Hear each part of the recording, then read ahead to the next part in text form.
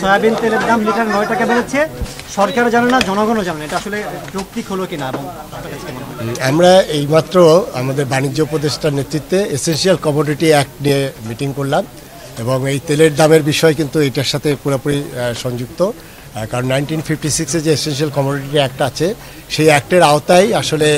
আমাদের essential product হিসেবে তেল এবং চিনি এটা বাণিজ্য মন্ত্রক থেকে মূল্য নির্ধারণ করে দেয় এবং এই মূল্য নির্ধারণটা এটি কিভাবে করে সেটা একটা ফর্মুলা আছে, Bangladesh trade and trade commission এটি অ্যানালাইসিস করে এবং তার প্রেক্ষিতে পিরিয়ডিক্যালি আমাদের এই মূল্যটা নির্ধারণ করা হয়। এখন আমি গতকালকে থেকে জানি যে হঠাৎ করে 9 টাকা বাড়িয়ে দিয়েছে যে কর্তৃপক্ষ, বিশেষ করে আমাদের যে রিফাইনারিগুলো আছে তাদের যে অ্যাসোসিয়েশন, তারা এই 9 টাকায় যে বাড়িয়ে দিল সেটি বাণিজ্য মন্ত্রকের সাথে যদি কনসাল্ট না করে করা হয় সেটা আমি বলবো যে আইনের ব্যত্যয় এবং সেখানে যদি বাড়াতে হয় অবশ্যই এসেনশিয়াল কমোডিটি হিসেবে বাণিজ্য মন্ত্রক যেহেতু এই দামটা নিয়ন্ত্রণ করে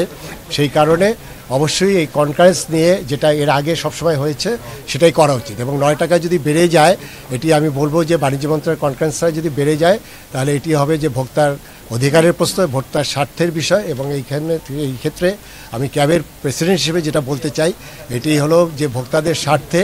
এই যে প্রাইসটা বেড়ে গেছে, এমনিই তো দ্রব্যমূল্য অনেক ক্ষেত্রেই আপনার বেশি দামে বিক্রি হচ্ছে, সেখানে এটিও বলবো যে এটি অন্যায়ভাবে করা হয়েছে এবং আমি আশা করছি যেটি বাণিজ্য উপদেষ্টা বলেছেন যে এটির ব্যাপারে কঠোর ব্যবস্থা, আমরা সেই অপেক্ষা করছি সেই কঠোর ব্যবস্থা দেখার জন্য। অন্যায় শাস্তিটা কি আইনে কি আছে? 4 গুণ শক্তিশালী এনজাইম ও অধিক ফেনা সমৃদ্ধ অরিক সিলভার ওয়াশ মাত্র 70 টাকায়। আইনে তো অনেকগুলোই বিষয় আছে যে তাদের রিফাইনারি বন্ধ করে দেওয়ার মতো এখানে সুযোগ আছে, কম্পিটিশন কমিশন আছে এবং এখানে যেটা মজুতদারি যে আইন আছে বা এই ক্ষেত্রে যেটা আছে ভোক্তা অধিকার আইন, কম্পিটিশন কমিশন আইন, ইভেন যদি কেউ হোল্ডিং করে যেটা মাঝে মাঝে দাম বাড়ানো হয় সেখানে স্পেশাল পাওয়ার একটা ব্যবস্থা আছে। আমরা সেই আইনের প্রয়োগটা দেখতে চাই।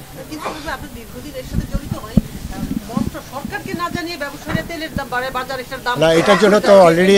আমি যেটুকু জানি আমাদের মিটিং থেকেই নির্দেশনা গিয়েছে, সেখানে আমাদের যেগুলো প্রতিষ্ঠান আছে ভোক্তা অধিকার সহ তারা আজকে এখনই তারা অপারেশনে নামছে কোথায় ব্যর্থতা হয়েছে এবং সেই অনুযায়ী আমরা একটু অপেক্ষা করি যে কি ব্যবস্থা সরকার নেয়। সরকার ব্যর্থতা আছে কিনা এখানে আপনার কাছে? এটি তো সরকার বলতে পারবে, এটা সরকার বলতে পারবে। এখন সরকার তো এখন এই মুহূর্তে অনেকগুলো চ্যালেঞ্জে আছে, আপনারা জানেন যে নির্বাচন, আরও আইন শৃঙ্খলা নিয়ে অনেকগুলো চ্যালেঞ্জ আছে। সেখানে আমার কাছে যেটা মনে হয় যে এসেনশিয়াল কমোডিটি এই বাজার ব্যবস্থাপনায় হয়তো বা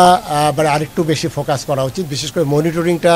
আমি লক্ষ্য করেছি ইদানিং যে মনিটরিংটা খুব বেশি আপনার সার্ফেসে আসছে না। আমার মনে হয় সরকারের উচিত অন্য যেগুলো পলিটিক্যাল ইস্যু আছে, আইন শৃঙ্খলা ইস্যুর পাশাপাশি দ্রব্যমূল্য এটি কিন্তু একটা বড় ইস্যু এবং সেখানে আমি যেটা মনে করি যে ভোক্তাদের পক্ষে সেটি হলো যে বাজার মনিটরিংটা আরও জোরদার করা উচিত এবং এটা আছে যে মনিটরিংয়ে আপনারা বলেন যে কোনো রেজাল্ট আসে না, রেজাল্ট এটাও আসে যে মনিটরিং না করলে হয়তো আরও বেশি খারাপ হতো। সেই জায়গা থেকে আমি বলবো যে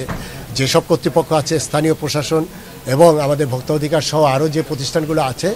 সেখানে এই মনিটরিংটা জোরদার করা উচিত। বড় প্রতিষ্ঠানের সাথে সরকার বারবারই আপোষ করে, এই ক্ষেত্রে দৃষ্টান্তমূলক কিছু দেখানো উচিত কিনা? আমরা একটু অপেক্ষা করি, বাণিজ্য উপদেষ্টা মহোদয় তো নিশ্চয়ই কঠোর বার্তা দিয়েছেন, আমরা অপেক্ষা করি সরকার কী ব্যবস্থা